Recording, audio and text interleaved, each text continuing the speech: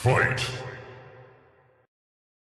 Growing up, kid of the 80s, there was a place here in town that actually had it that was like the place to go whenever you were younger. It was called Putt Putt Golf. It was behind the Tallahassee Mall.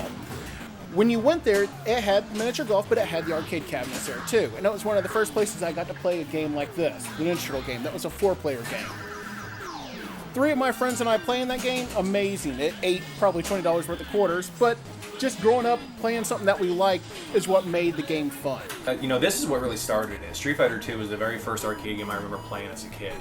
And, they had versions on Super Nintendo, but it just didn't look the same. It wasn't as detailed. It wasn't as, fun as playing on actual joysticks and buttons. It was, you had, little pads and things, which are still fun and people can do it.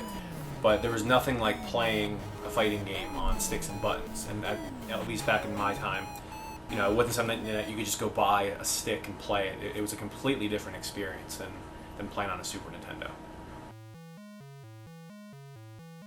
Why do you guys work to restore arcade cabinets?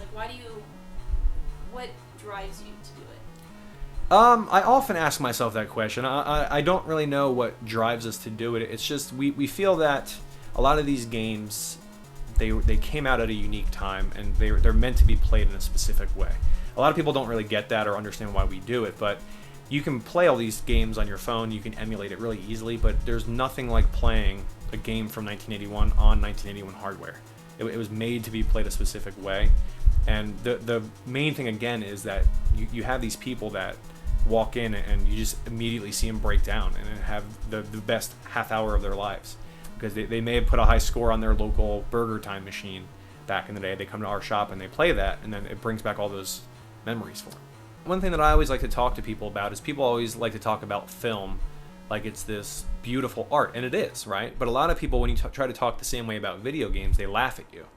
But what a lot of people don't realize is if you look at the advancement of video games in such a short time, it's in my opinion, it's surpassed what film has done. So film still has its rules, but if you look at Pong, right, and you look at a new Xbox One game, it doesn't look like the same media. It's completely different. So a lot of people, they don't take video games nearly as serious as an art as movies or anything really, music, anything.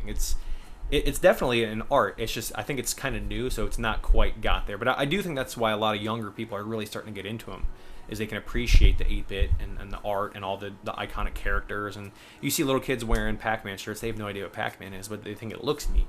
So a lot of that 80s, style and nostalgia is coming back. And I think what it is for a lot of people is it's just those games that were made on those consoles are reminiscent of this time period and this age for them, and it's in a lot of ways just a respect for that age, Now there's movies, the movie Pixel. I haven't seen it yet, but that whole movie is based off of early arcade games. And you have the King of Kong, you have documentaries, and you have worldwide gaming competitions, and you have things like League of Legends where millions of people play this game. And there's people that literally make a living just by traveling around and being good at a video game. You have services like Twitch that allow people to play a video game and broadcast it over the internet. And none of that would be around if it wasn't for early arcade games and console games.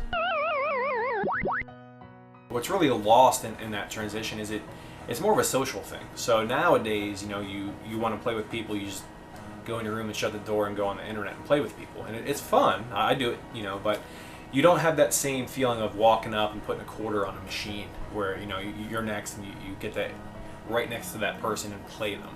So it's you really lose that sense of being next to somebody and actually playing a game with them.